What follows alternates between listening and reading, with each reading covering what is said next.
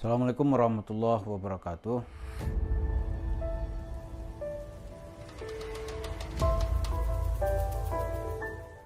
Para pemirsa, salah satu yang membuat doa kita bisa dikabulkan oleh Allah itu adalah kita ada adab kepada Rasulullah. Dan ketika seseorang tidak beradab terhadap Rasulullah, itu diancam bahwa pahala amalnya itu dicoret oleh Allah. Nah, ketika kita membahas tentang Yusuf Mansur, kita tuh ngeri. Dia seenaknya saja itu berbicara kepada Rasulullah. Dia bilang ketemu Nabi lah. Nabi ada di garasi mobilnya. Nabi masuk ke dalam kamar tidurnya. Apapun tujuannya, ini cerita-cerita ini bisa kita masukkan kepada pelanggaran paling minimal dia telah merusak adab kepada junjungan kita Nabi besar Muhammad sallallahu alaihi wasallam. Di dalam surat Al-Hujurat, Hujurat itu ya hujrah ya, hujurat, kamar. Itu ada bilik-bilik Nabi, di mana seseorang yang berkomunikasi dengan Nabi itu ada aturannya. Pantangan yang pertama atau larangan yang pertama dalam surat ini disebutkan, misalnya begini bunyinya. A'udzubillahi minasyaitonirrajim. Bismillahirrahmanirrahim. Ya ayyuhalladzina amanu la tuqaddimu baina yadayillahi wa rasulihi wattaqullah innallaha sami'un alim. Wahai orang-orang yang beriman, la tuqaddimu baina yadaillah. Kamu jangan mendahului Allah. Ya. Jangan mendahului Allah wa rasulihi dan rasulnya. Wattaqullah innallaha sami'un alim.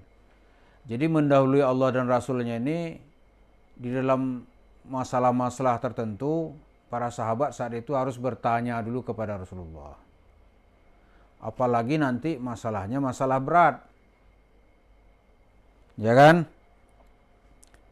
Yang kedua yang juga seseorang itu dilarang itu adalah ya ayyuhalladzina amanu la tarfa'u aswatakum fauqa sautin nabi.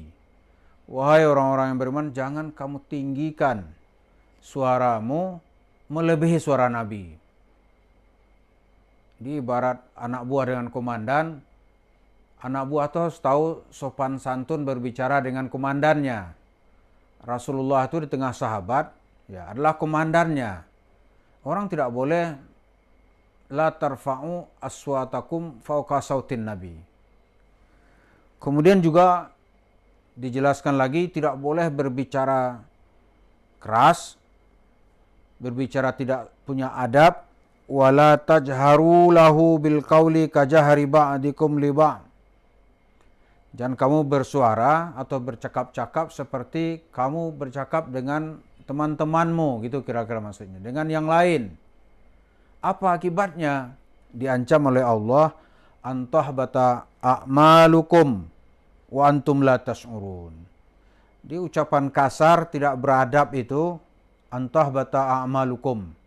Amal-amalmu itu bisa menjadi batal sementara kamu tidak menyadarinya. Ini kita lihat orang-orang Arab ketika itu tuh, baik itu kaum muhajirin maupun orang Ansar, begitu juga nanti orang-orang Badui diajar bagaimana beradab kepada Rasulullah. Kalau ada yang menghina Rasulullah atau memprotes keputusan Rasulullah, dia itu nanti bisa terkutuk hidupnya. Ada satu kelompok namanya kelompok Ruwaibidah. Ruwaibidah itu dia ketika Rasul membuat keputusan, dia protes kepada Nabi. Ya adil ya Muhammad. Muhammad ente adil dong. Itu Nabi langsung marah gitu. Langsung marah.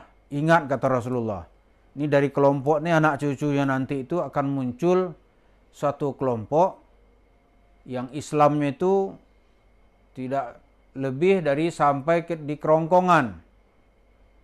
kemudian sholatnya seperti taat, tapi Islam telah keluar dari hatinya. Dan dari kelompok lain nanti yang akan membuat fitnah di tengah kaum muslimin. Dan benar nanti di zaman kekhalifahan Ali bin Abi Thalib, itu kelompok Khawarij ini asal usulnya dari kelompok-kelompok yang dulu dimarahi oleh Rasulullah yang menyebut kaum itu kaum Ruwaibidah. Gitu. Nah, kita angkat cerita ini kembali. Ini sekarang ini kalau kita dengarkan ceramah-ceramah Yusuf Mansur, itu manusia tidak ada adabnya kepada Rasulullah. Sembarangan aja gitu. Sembarangan aja. Nama Rasulullah dia jual-jual. Diajarin orang untuk menjadi pencuri, pakai salawat.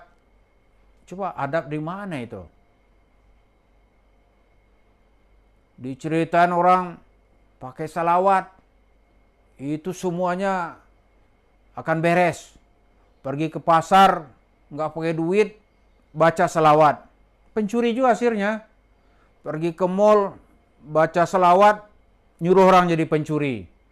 Itu penghinaan kepada Nabi Muhammad Sallallahu Alaihi Wasallam. Amal-amal yang dibuat itu, ya kita khawatir nih, semua cerita-cerita Sumansur itu udah habis sebenarnya deposit amalnya. Pahala-pahala itu udah habis. Kenapa? Karena dia telah melanggar pelanggaran berat kepada Rasulullah yang disebut dengan antahbata a'malukum wa antum la tash'urun. Nggak ngerti dia, nggak mau nyadari pahalanya sebenarnya udah habis gitu. Bahkan mungkin sudah defisit, udah rugi. Jadi kalau kita kumpulkan video-video Yusuf Mansur itu adalah kumpulan-kumpulan cerita-cerita yang menjual-jual nama Nabi Muhammad. Menjual nama Nabi Muhammad. Menjual cerita selawat. Entah dari mana dia mendapat ilmu itu kita juga nggak tahu ya. Tapi yang jelas cerita-cerita itu menjual nama Nabi Muhammad jelas merendahkan gitu. Apalagi salawat tujuannya untuk mendapatkan duit recehan. Bagaimana masyarakat keluar duitnya. Itu aja tujuannya. Bagaimana di masjid-masjid nanti gelar gelar sajadah itu isinya banyak gitu. Maka salawat dijual. Padahal kalau kita lihat dari guru-guru sufi, salawat itu adalah takriman kepada Rasulullah Sallallahu Alaihi Wasallam. Dengan bersalawat itu kita ingin dicatat sebagai seorang umat Muhammad yang nanti di akhirat kita mendapat syafaat. Kita mendapat syafaat. Dia bukan untuk jual-jual mencari duit untuk kepentingan duniawi.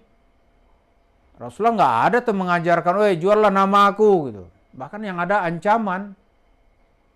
Ancaman menjual-jual nama Nabi Muhammad untuk kepentingan duniawi atau menjual-jual nama Nabi Muhammad dia tidak pernah berucap, itu sama aja orang beli tiket gratis ke neraka. Amal-amal nanti dibatalkan oleh Allah. Jadi yang lain-lain jangan coba-coba ya.